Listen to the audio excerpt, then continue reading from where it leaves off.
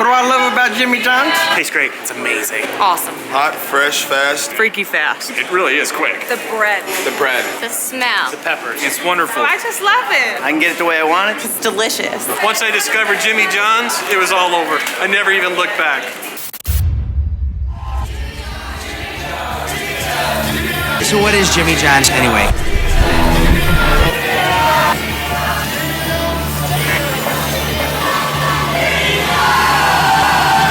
King rockstar brand, man. In 1983, posed with the choice to go into the Army or open a business, a rambunctious teenager decided to open the doors to his own sandwich shop, rather than lace up his boots. I stumbled on Booby Sandwiches in Carbondale, Illinois, visiting a buddy. And it literally had a Coca-Cola refrigerator and a small refrigerated make table and a cash register. It was literally 6 feet by 6 feet with a door. And that was it. And I said, I can do sandwiches. So I went right back to Carrie and baked bread in my mom's kitchen. And in a week, I came up with a bread recipe, went to Dominic's grocery store and bought lunch meats. I had all these menus from these different sandwich shops, and I made sandwiches and came up with 6 that I liked, invited my family over. They voted on 4. So I had 4 sandwiches that I thought I could make a go with. Pepe, the Big John, the S&M, and the Vito Genovese. With 4 family-approved sandwiches and a lot of enthusiasm, Jimmy set out to open his first store. He was 19 years old. Jimmy signed his first lease in October of 1982, a 5-year deal for $200 per month. The first Jimmy John's Gourmet Sandwich Shop opened on January 13, 1983, in the college town of Charleston, Illinois. First, I figured out that I could work from 8 in the morning until 2:30 in the morning. That was the start. And then by the time August came around, I knew what I wanted my manager to do. And so I hired Tyler. He passed this lie detector test. What was up with all the lie detector tests? I've always wondered that. And I liked the kid, so I hired him. I just answered that in the newspaper, went in there, and there's this guy, and he's just got his shorts, t-shirt, curly hair. You know, you come in there, and he's like, Tyler, you know, how's it going? And he's yelling at you, you know, and he's already up here. It was going to be a rock star deal, so I just wanted to go do it. Well, what the hell else was I going to do? A lot of people think this is all handed to Jimmy and somehow it just happened. He really didn't have anything to do with it. Well, I can personally vouch that that was not so. I knew the guys down at the time. It was American National Bank. I took Jimmy down to see Dick O'Neill, and Jimmy, true to being Jimmy, is an explosion. My company's gonna go big. We got this. I got this going. We got our delivered. Boom, boom, boom. Dick looks over. I said, he'll pay you back. And he goes, okay, son, you know, and all was good. He walked out the door and that was done. There's this circle of comfort, and then there's this line that's uncomfortable, and that's where Jim seems to live, is right in that edge. He's a walking explosion. Shit, man, I was ready to go. Never one to mince words, Jimmy made sure all of the advertising for the stores was simple and attention-grabbing. Well, my first paid advertisement was a full-page ad in the Daily Eastern News that headlined all restaurants closing in Charleston after Jimmy John's opens. And then I had one ad that said party, with a headline was party, and then it was a bunch of fill. And one was, you know, no zits, no pits, no Dale bread, no grease, no fries, great subs, instead Jimmy John's, we deliver. And I would just save my money up and run an ad, and save my money up and run an ad, and save my money up and run an ad. It's just creating this Jimmy John's box to where the experience was the same whether I was there or whether I wasn't there. And it required writing down the systems, a uniform box, and then training the people by example, show them exactly what to do. The greatest thing about the company is, you know, the evolution. You know, Jimmy's always wanting to get better. I like when the certified managers come back from corporate training and they are freaking fired up. I mean, you talk about drinking the Kool-Aid. I love seeing their attitudes when they get back. It's like they've been reborn. When Jimmy's director of operations left in February of 1999, Jimmy responded by personally taking over that position, and in August moved his family from Chicago to the college town of Champaign-Urbana and opened an office amongst his original groups of stores, 54 miles from Charleston, Illinois. In February 2001, the sandwich chain hit another milestone as the 100th store opened in Mount Pleasant, Michigan.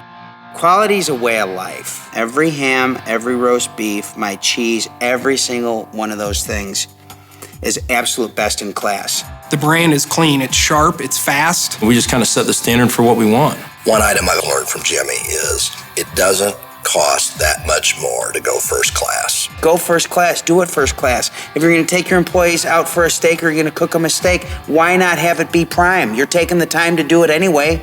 We have everything in life but time. Cook prime. In 2002, the first ever Sandwich Masters Championships pitted the best Jimmy John's crews against each other to make perfect sandwiches freaky fast. Saw new menu additions as well.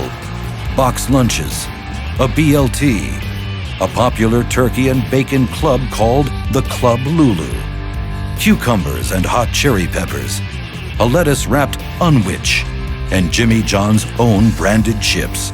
Jimmy John's 500th store opened in Seattle, Washington in February of 2007. For a company that executes speedy delivery, NASCAR was a natural fit. And in the summer of 2007, Jimmy John's entered the NASCAR scene by sponsoring NASCAR legend Kenny Wallace. If people really want to hear the story, I think it's really about the people and the culture and the team and how it's grown up from within and how there's just this unbelievable farm system.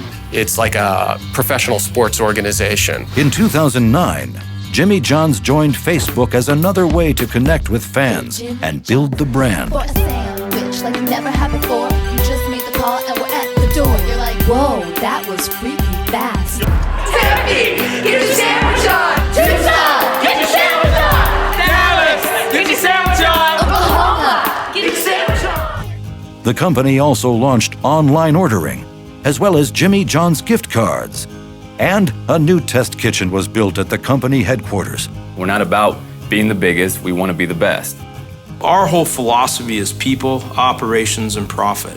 As you invest in people and do a good job like that, your operations, your profit, and everything else is just going to come real easy. I mean, there's just nothing like this that I'm aware of out there. At 47, deciding to start Jimmy John was a big surprise. I'd been a stockbroker for 25 years. I ate at Jimmy John's on the way to see my son play soccer. I knew that was my life's passion, to open sandwich shops. I own 15 stores now. I love that I can get up each day and have new challenges to conquer and new places to go and new people to meet and realize my dream. Jimmy started with the same passion of making sandwiches, and the brand exploded by operators following his lead. In July 2010, Jimmy John's sponsored MMA fighter Brock Lesnar as he captured the title in the World Championship fight in Las Vegas. In August 2010, Super Bowl MVP champion Drew Brees signed on to become a Jimmy John's franchisee. There's no question that Jimmy John's is a household name. But in 2011, the love of the brand was apparent in baby name books across the country. Jimmy John was named the 9th most popular brand name to name a boy, one ahead of Patron.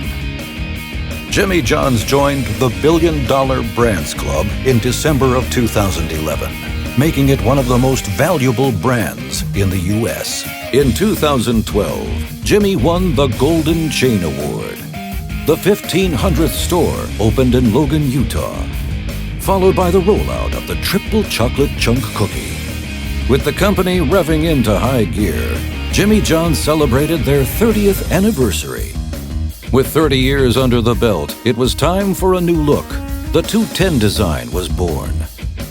As the company grew, so did the training program.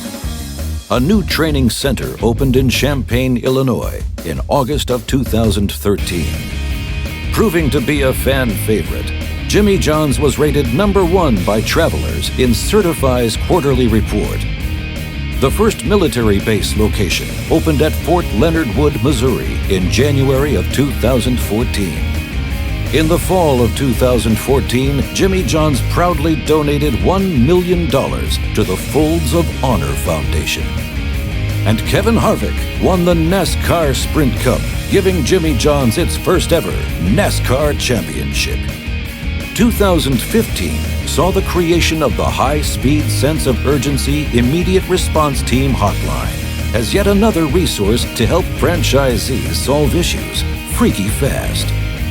In 2016, Mini Jimmy's were launched as a new catering option. The 2,500th store opened in Kenmore, Washington.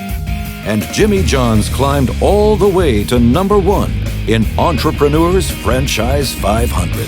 With over 3.5 million Facebook fans, and through apps such as Twitter, Instagram, and Snapchat, the company is connecting with its customers more than ever. And the Jimmy John's brand, like Kevin Harvick behind the wheel of his Jimmy John's powered racer, keeps on winning.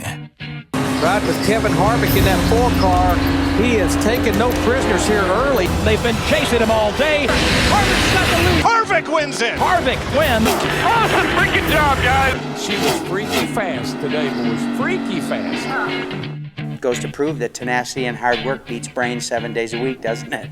You know, we've made a big dent in the sandwich business. You know, now people know who we are. We're coming. It brings chills to my spine.